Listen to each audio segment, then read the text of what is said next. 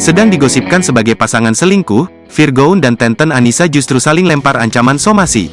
Tenri Ajeng Anissa atau Tenten Anissa, melayangkan somasi terbuka untuk Virgoun dan Inara Rusli karena dituduh sebagai pelakor. Karena menurut Tenten Anissa, dirinya bukanlah wanita selingkuhan Virgoun, seperti yang sudah dituduhkan Inara Rusli.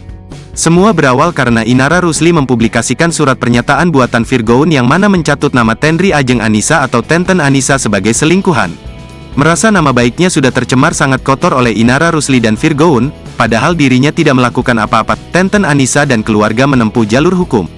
Hingga akhirnya, Inara Rusli menyampaikan maaf kepada Tenri. Sayangnya, dalam permintaan maaf Inara Rusli, dia tidak menyebutkan apakah Tenten Anissa adalah pelakor atau bukan. Sehingga ini juga membuat pihak Tenten Anissa masih belum puas. Apakah cuma dengan mohon maaf telah membersihkan nama klien kami, ujar kuasa hukum Tenten Anissa, Milano Lubis. Dijelaskan dia itu pelakor apa tidak, itu kunci yang paling penting, tutur Milano. Terlebih menurut Milano Lubis, masalah hubungan badan itu adalah fitnah.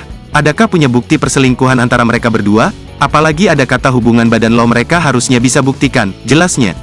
Hati-hati makanya, mestinya kalian lebih teliti lagi, mana buktinya, tandasnya.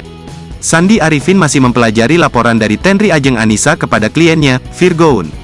Jika ada indikasi pencemaran nama baik atau hal-hal yang dianggap menyudutkan kliennya, ia siap mengambil langkah hukum. Hal itu seusai dengan surat kuasa yang ia terima dari Virgoun. Vokalia band Last Child itu mempercayakan Sandi Arifin untuk mengurus perceraian dan hal-hal yang berkaitan dengan proses hukum. Kita lihat nanti, seperti saya bilang misalnya nanti ada pencemaran nama baik ataupun juga ada yang mencemarkan nama baik klien kamilah, kami lihat ke depannya seperti apa. Tutur Sandi Arifin di Polda Metro Jaya, Jakarta Selatan, Senin, tanggal 8 Mei tahun 2023. Seperti yang kami sampaikan, kami sudah 2 surat kuasa, 1 untuk mengajukan gugatan, 1 untuk melaporkan hal-hal seperti ini, sambungnya.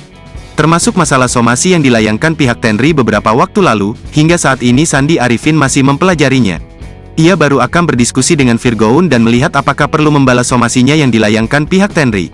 Nanti saya baca dulu somasinya seperti apa, bila mana harus dibalas akan kami balas baik secara lisan maupun secara resmi, kata Sandi. Ya kami akan kirimkan surat, itu juga kami akan mencoba komunikasi dengan pihak mereka, lanjutnya. Sekedar informasi Sandi Arifin baru saja mengonfirmasi ke pihak kepolisian soal kabar laporan dari Tenri Ajeng Anissa pada kliennya. Ia membenarkan adanya laporan tersebut dan masih akan mempelajarinya. Namun yang pasti Sandi mengatakan Virgoun akan kooperatif jika laporan tersebut berlanjut.